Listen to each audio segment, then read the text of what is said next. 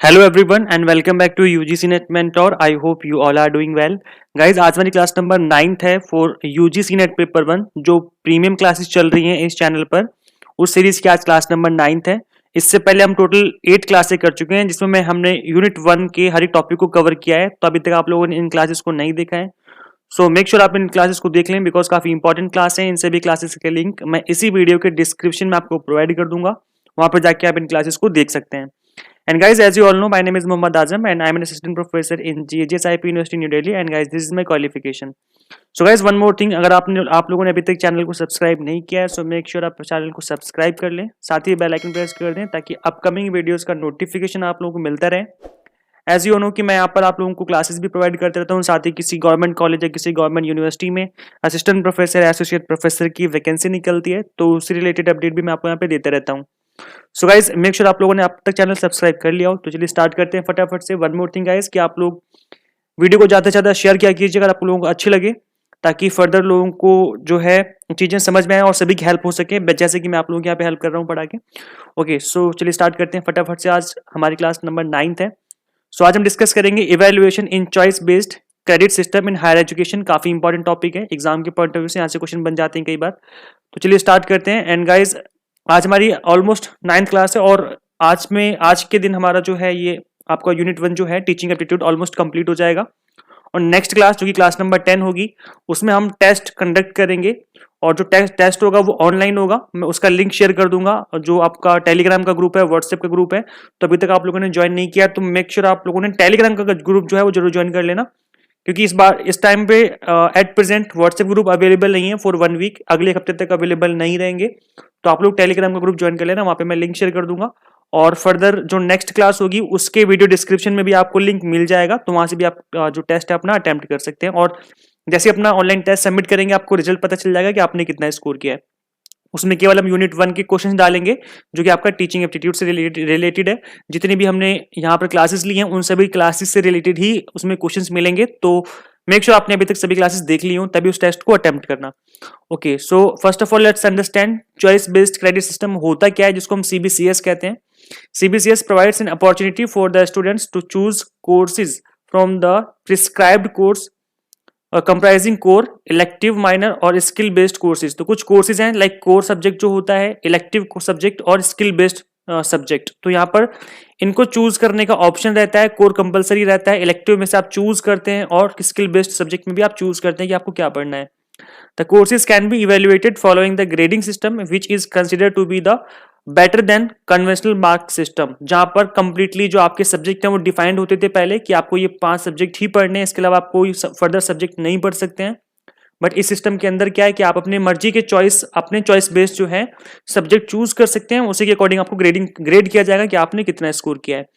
The CBS system follows the semester pattern where 2 consecutive semester odd and even constitute an academic year। एक साल में 2 semester होते हैं और grading and evaluation of students performance in each subject takes place at the end of each semester।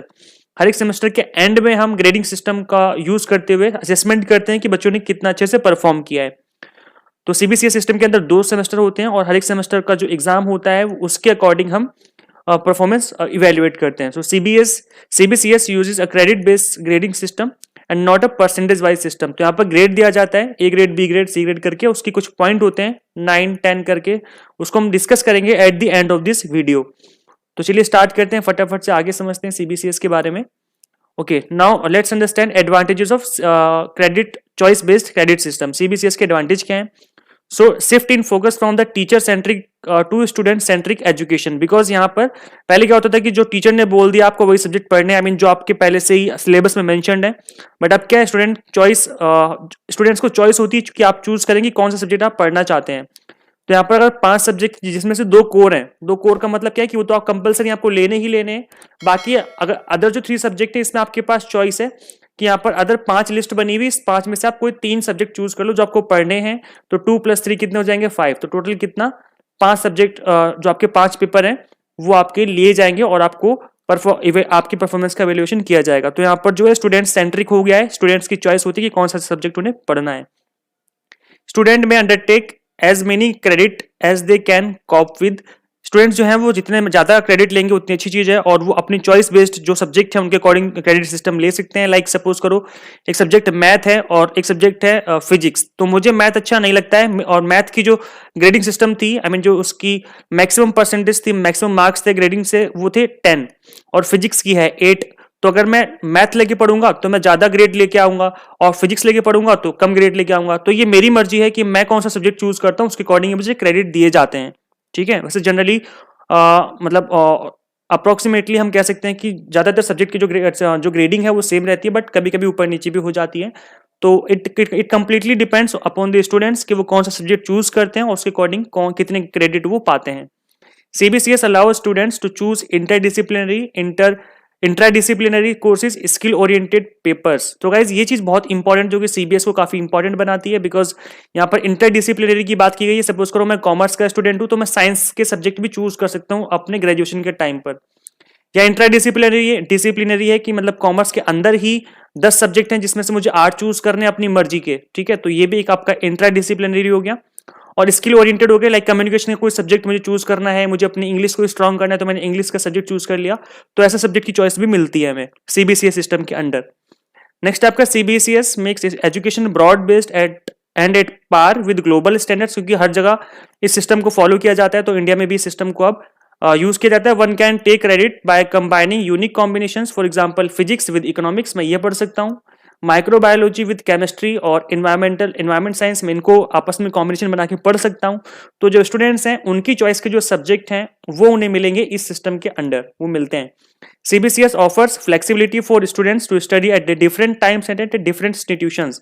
आप अलग अलग time पे भी स्टडी कर सकते हैं। सपोज करो 3 साल की ग्रेजुएशन डिग्री है, 2 साल की मैंने पढ़ाई करी और थर्ड ईयर में आते थे मुझे कोई काम पड़ गया, मैंने पढ़ाई छोड़ दी, तो हो सकता है कि मैं बाद में आकर के इसको कंप्लीट करूं जो मेरी 3 इयर्स की डिग्री थी।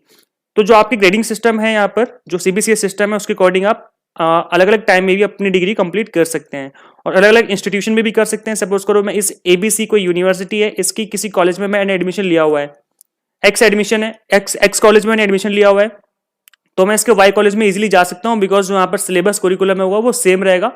तो मैं यहाँ से यहाँ पर स्विच कर सकता हूँ इनकेस अगर ऐसी मुझे पॉसिबिलिटी मिलती है, अगर ऐसे पॉसिबल हो पाता है वहां पर, तो वहां पर स्विच कर सकता हूँ और जो मेरी डिग्री है उस पर कोई असर नहीं पड़ेगा। ओके अब इसके डिसएडवांटेजेस क्या है? So it difficult to estimate the exact marks. आपके एग्जैक्ट परसेंटेज पता लगाना मुश्किल हो पाता है, क्योंकि हम अगर बात करें A ग्रेड की, तो यहाँ पर 91 से लेकर के 100 के बीच में आपने स्कोर किया होगा। अब कितना स्कोर किया होगा हमें नहीं पता है। ठीक है, तो यहाँ पर ये प्रॉब्लम रहती है, बिकॉज हम एग्जैक्ट मार्क्स नहीं पता लगा पाते हैं ग्रेडिंग सिस्टम में।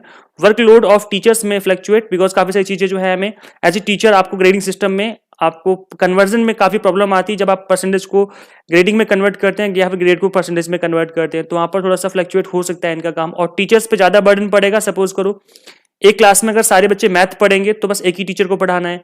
अब सपोज करो मैथ भी पढ़ने वाले हैं, फिजिक्स भी आपने चूज कर लिया कुछ बच्चों ने कि हमें फिजिक्स पढ़ना है, तो 2 टीचर चाहिए, तो कुछ वर्कलोड जो है वो टीचर्स का बढ़ सकता है, डॉक्यूमेंट वाला वर्कलोड भी और एट द सेम टाइम पढ़ाने वाला वर्कलोड भी। Next one is demand good infrastructure for dissemination of education. इस चीज को जो CBCS आपका सिस्टम है इसको इंप्लीमेंट करने के लिए इसके लिए गुड इंफ्रास्ट्रक्चर की रिक्वायरमेंट रहती है, बिकॉज अगर कॉमर्स के स्टूडेंट साइंस पढ़ना चाहते हैं या साइंस के स्टूडेंट्स कॉमर्स पढ़ना चाहते हैं, तो उनके अकॉर्डिंग क्लासरूम भी होनी जरूरी है, क्योंकि हम सभी स्टूडेंट्स को एक सिंगल क्लास में नहीं बिठा सकते हैं। और according to this choice based system आपके पास इंफ्रास्ट्रक्चर भी होना उस लेवल का बहुत जरूरी है। Now next one is 3 types of courses offered by CBCS: core courses, elective course, and last one is ability enactment courses. So first one is a course which should compulsorily be studied by candidate as a core requirement is termed as core course. तो यहाँ पर इस subject की बात की जा रही है जो कि कंपलसरी होता है। सपोज करो अगर आप फर्स्ट सेमेस्टर में हैं और यहाँ पर आपको 5 सब्जेक्ट पढ़ने हैं जिसमें से 2 सब्जेक्ट कंपलसरी हैं, that is known as core subject. Okay, next one is elective, यहाँ पे आपको चूज करना होता है। Generally, a course which can be chosen from a pool of courses and which may be a very specific or specialized or advanced or supportive to the discipline. Generally क्या होता है, suppose करो आप अगर graduation कर रहे हो तो अगर आपने कोई ऑनर्स डिग्री करनी है, या फिर सपोज करो आपको वहां पे चॉइस दी गई है कि आपको इन 5 सब्जेक्ट में से कोई 3 सब्जेक्ट चूज करने हैं, तो उस केस में वो 5 जो सब्जेक्ट है वो कंप्लीटली आपके स्ट्रीम के ही होते हैं। सपोज करो कॉमर्स आप कर रहे हो तो कॉमर्स स्ट्रीम के ही होते हैं, बट उस 5 में से आपको 3 चूज करने होते हैं, तो उन्हें क्या कहेंगे हम, elective courses. And last one is ability enactment courses. यहाँ पर आपकी एबिलिटी को इन्हांसमेंट करने के लिए, इंक्रीज करने के लिए ये आपके जो सब्जेक्ट है इनको डाला जाता है। सपोज करो अगर आपको कम्युनिकेशन स्किल्स अच्छी करनी है तो आपको कम्युनिकेशन वाले सब्जेक्ट को चूज करने की एक फ्रीडम रहती है। इसके अलावा अगर आप अपनी इंग्लिश स्ट्रॉन्ग करना चाहते हो तो उस केस में भी आप इसे चूज कर सकते हो as a subject. Environmental science कुछ बच्चे चूज करते हैं, तो इस तरीके से आपको यहाँ पर फ्रीडम दी जाती है एज ए स्टूडेंट कि आप इन सब्जेक्ट को चूज करके अपने चॉइस बेस्ड जो है सब्जेक्ट में स्टडी कर सकें। नाउ लेट्स अंडरस्टैंड कि इसमें जो ग्रेडिंग सिस्टम होती है वो किस तरीके से की जाती है। तो यहाँ पर कुछ ग्रेडिंग सिस्टम बनाई है यूजीसी ने, इसी को फॉलो किया जाता है। तो यहाँ पर अगर हम बात करें ओ ग्रेड की, तो ओ ग्रेड जो है वो 10 को रिप्रेजेंट करता है, और जो यहाँ पर 10 रिप्रेजेंट कर रहा है ग्रेड पॉइंट, वो 91 से लेकर के 100 के बीच में अगर स्कोर किया है एज ए मार्क्स। अगर हम मार्क्स की बात करें तो अगर आपने इसमें से किसी भी नंबर को स्कोर किया है तो इसका मतलब आपको ओ ग्रेड मिलेगी। तो इसीलिए यहाँ पर एग्जैक्ट परसेंटेज का पता लगा पाना मुश्किल होता है, बिकॉज यहाँ पर जो ग्रेडिंग सिस्टम है वो आपको एग्जैक्ट रिजल्ट नहीं देती है।